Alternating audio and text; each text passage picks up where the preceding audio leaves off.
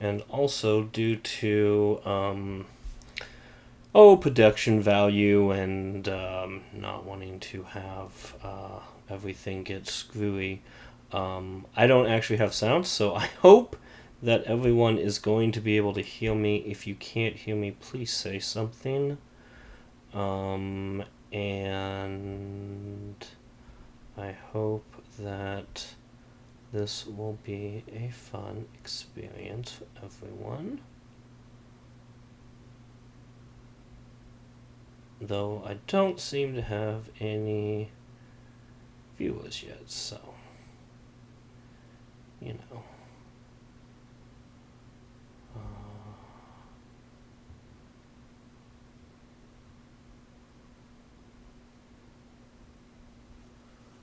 Alright. So, I know that there's nobody in the audience yet, but that's okay. I'm sure that they'll all show up shortly. What my goal here is going to be is to, recount the myths and legends of Earth,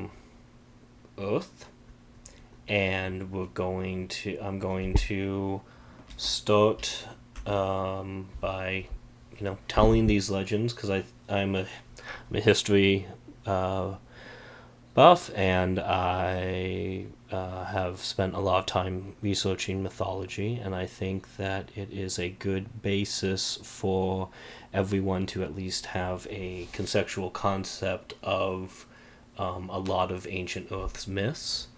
They influence us all the way down to today. In many parts of the world, people know the name Odin or Zeus and Hera and Athena and Ra and all of these guys, and not just because of big franchises that use them because they are public rights. So I'm going to start by telling the Greek myths as I learned them as a child. This is... I say this is family friendly and child friendly, but I do want to make it absolutely clear that these are the myths of from ancient cultures when it was maybe a different time, or well, it was quite a bit of a different time, and that the values of those societies might not reflect our modern sensibilities. So it is impossible to tell the various Greek myths without there being some sex and violence. So take that with a grain of salt. I will try and keep the language as friendly as possible, but I did want to give that disclaimer. So, we are going to start with talking about... we're going to just... today, I think we're going to start with the Greeks, as I said, and we're going to go over some of the major players, how the Greek gods came to be, and some of their early adventures, so that you'll have kind of a foundational basis for the future.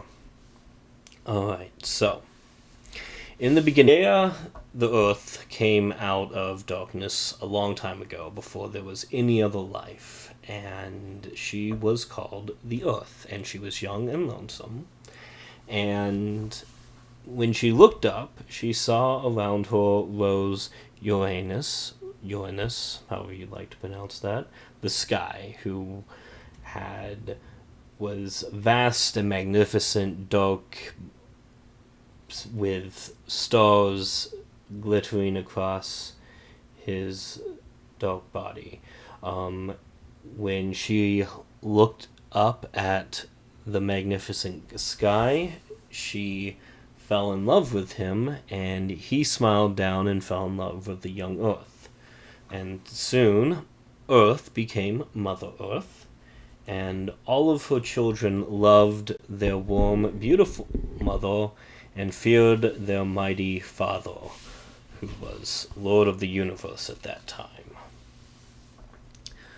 Now, the first children of Gaia and Uranus were called the Titans, and they were the first gods for all intentions, and they were giant, taller than mountains, and both Mother Earth and Father Sky were very proud of them. There were 6 Titans, and they had 6 sisters, the Titanesses, whom they took for their wives. When Gaia again gave birth, however, Uranus was not proud. Their new children were also huge, but each only had one glowing eye set in the middle of their forehead, and they were called 3 Cyclopses, named Lightning, Thunder, and Thunderbolt. These Cyclopses were not fair to look on, but were tremendous smiths who, with their heavy hammers, flashed across the sky and lit up the heaven so brightly that even their father's stars faded from the view from the light. After a while, there were 3 more sons, and Uranus looked at them with disgust and felt that they were not good, for each of them had 50 heads and 100 strong arms, and he hated to see such ugly creatures walking across lovely earth. So he seized them and their brothers, the Cyclopses, and flung them into a place called Tartarus. Now, this is a place that comes up in a lot of Greek myths. It is the underworld. It is, in some ways, the underworld. It is the deepest, darkest pits underneath the earth, and it is basically a prison. But Mother Earth loved all of her children and could not forgive her husband for his cruelty. And so she took the hardest flint available and fashioned a sickle and spoke to her first sons, the Titans, who had not been thrown into Tartarus, and begged them to take the sickle weapon and end their father's cruelty and set their brothers free. Well, fear took hold of 5 of the Titans, and they all refused to raise arms against their father. But Kronos, the youngest and the strongest, dared to take up the sickle, and he fell upon his father. Uranus could not withstand the weapon and wielded by his strong-armed son, and he fled, giving up his powers, thus making Kronos the new master of the universe. And Mother Earth made Pontus, the boundless sea, her second husband, and from this union sprang up various gods of watery depths, and from her rich ground grew abundance of flowers and trees, and spirits and beasts and early man crept forth upon the earth. Now, but Kronos, the Titan who had driven out his father and had taken up the sickle of flint and was the strongest of the Titans, he had inherited his father's powers, and he sat on the highest mountain and ruled over heaven with a strong firm hand. The other titans and early man obeyed his will and worshipped him. And this was considered man's golden age, for man lived in peace with the gods and with each other. They did not kill, and they had no locks on their doors or any of that, for there had not yet been invented theft or murder. But Kronos broke part of his promise to his mother. She had wished for his brothers, the Cyclopses and the 100-armed giants, to be set free, but Kronos did not set them free and left them to jailed in Tartarus. And so Mother Earth began to plot his downfall. But she had to wait, for there was not yet a god strong enough with the will to fight Kronos. But Mother Earth knew that one of Kronos' sons would be born who would be strong enough to overthrow their father, just as Kronos had been stronger than his father. And Kronos also knew this, so every time his wife, Rhea, gave birth, he took the newborn god and swallowed it. And with all of his offspring securely inside of him, he felt he had nothing to fear. Well, anyone who's met a mother would know that Rhea then got rather sad about all of her children being swallowed by their father, and was quite jealous of her 5 sisters with their 5, who had married the 5 other titans and were all surrounded by their titan children, and she was all alone without any. So when she learned that she was pregnant for the 6th time, she asked her mother, Gaia, to help her save this child from Kronos. And this is exactly what Mother Earth had been waiting for. And she gave her daughter advice, and Rhea felt ready. So when her 6th child, the god Zeus, was born, she hid him away, and she wrapped a stone in baby clothes and gave it to her husband to swallow instead of her son. Kronos was fooled and swallowed the stone, and little baby Zeus was spirited away to a secret cave on the Isle of Crete. And Mother Earth set noisy earth spirits outside the cave where young Zeus was being held, and they made such clatter and beat their shields with swords that all other sounds were drowned out, including the cries of the baby Zeus, and so Kronos never heard his child's cries. So, the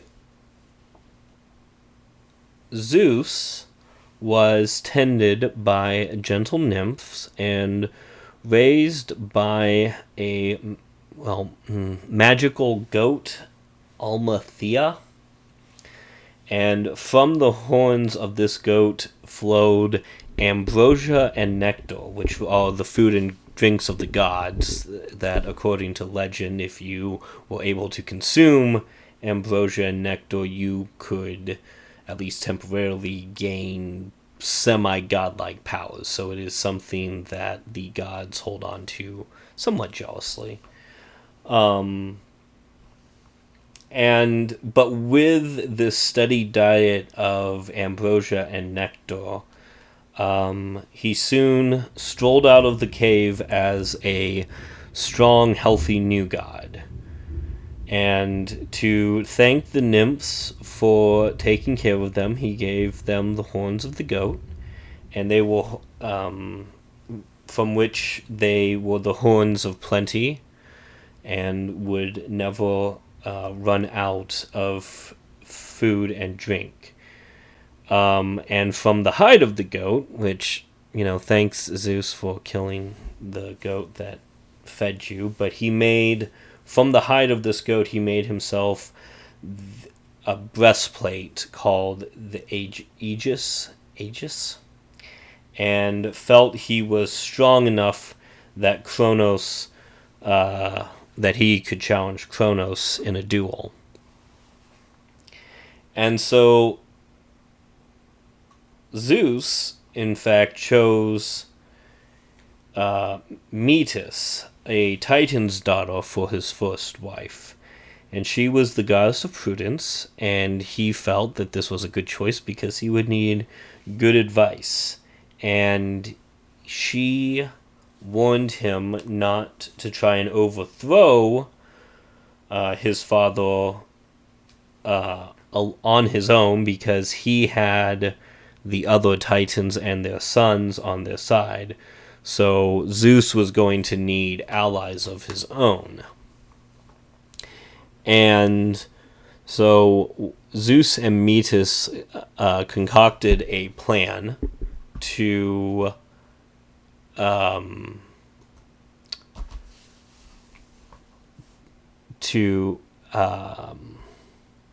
get some allies. And what Metis did was that she went to Kronos, her uncle, and gave him a magic herb which she told him would make Kronos unstoppable, like that he would not have to worry about being overthrown by one of his children.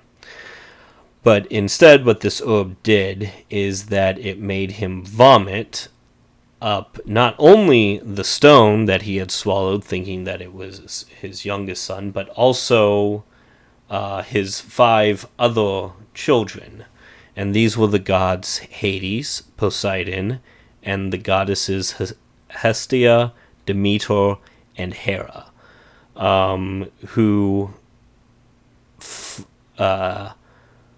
fled from their father but joined up with Zeus in rebellion against Kronos. Now, Kronos, seeing these 6 young gods rise up against him, knew that the hour of his demise had come, and he surrendered his powers and fled, as his father did before him. Now, this left Zeus as the new Lord of the universe, but he didn't want to rule alone as Kronos did. He felt that it was more prudent to share some of his power with his brothers and sisters, so that everything wasn't on him, as his father had kept all of the powers to him. However, the Titans, Kronos' siblings,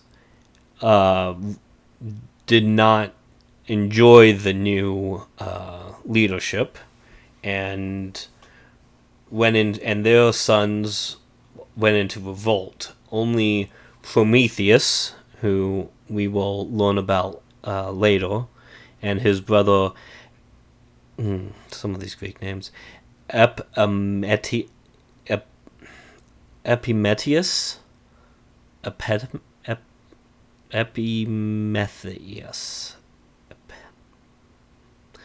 something to work on. They left the Titans to join Zeus, for Prometheus could look into the future, and he had the power of foresight to know that Zeus was going to win out in the end. And Zeus, in keeping with a promise to his grandmother, Gaia, released his uncles, the Cyclopses and the 100-armed giants, from their prison in Tartarus. And with these with these allies, with the strength of the 100-armed giants on his side, and with the Cyclopses, who were great smiths forging weapons, it gave Zeus's side a massive advantage. And they made Poseidon's trident that was so forceful that when he struck the ground with it, the earth would shake and it would cause earthquakes. And when he struck the sea, it would cause waves as tall as the mountains to come crashing down. So, and for Hades, they made a cap of invisibility, so he could strike unseen. But for Zeus, they gave they forged the lightning bolts and made him the Lord of Lightning. And armed as they were, and Zeus, as already the new master of the universe, was so mighty that nothing could stand against him and his thunderbolts. So the new gods and the Titans fought a bitter battle, and but could not with. All right, so the Titans fought this raging battle with Zeus and the other new gods, but Zeus was fated to win, and after their struggle, Zeus locked them up in Tartarus, as had been done to their siblings before. The 100-armed giants were set to stand guard at the gates so that the Titans could never escape. And Atlas, the strongest of the Titans, was sent to the end of the world to carry forever the vault of the sky on his shoulders, where he stands and holds the entire sky up on his shoulders. Of course, this also made Mother Earth angry, for she did not wish her other children to be locked up in Tartarus. And she brought forth two terrible new monsters, Typhon and Echidna.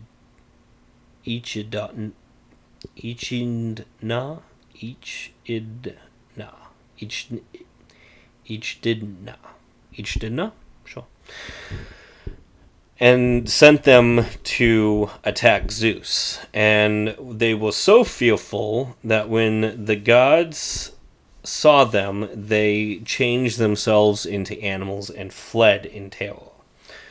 Now, Typhon's 100 horrible heads touched the stars, and venom dripped from his eyes, and lava and hot stones poured from his gaping mouths, and it hissed like hundreds of snakes and roared like lions, and he could tear up an entire mountain and throw it.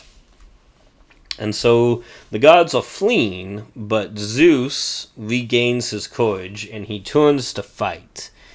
And the other gods, seeing Zeus take a stand, turn to help him fight, and they engage in a terrible battle with the two monsters. And Typhon tore up Mount Etna and threw it at Zeus, but Zeus struck back the mountain with hundreds of lightning bolts and knocked the mountain back and penned Typhon underneath the mountain, Mount Etna. And there the monster lies trapped to this very day, belching fire and lava and smoke through the top of the mountain.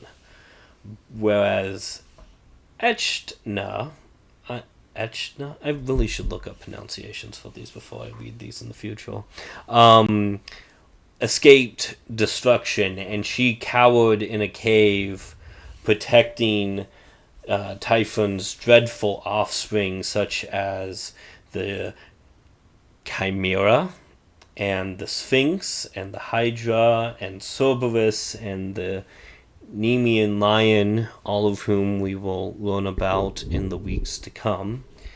And she protected them in this cave, and Zeus allowed them to live as a challenge to future heroes and gods.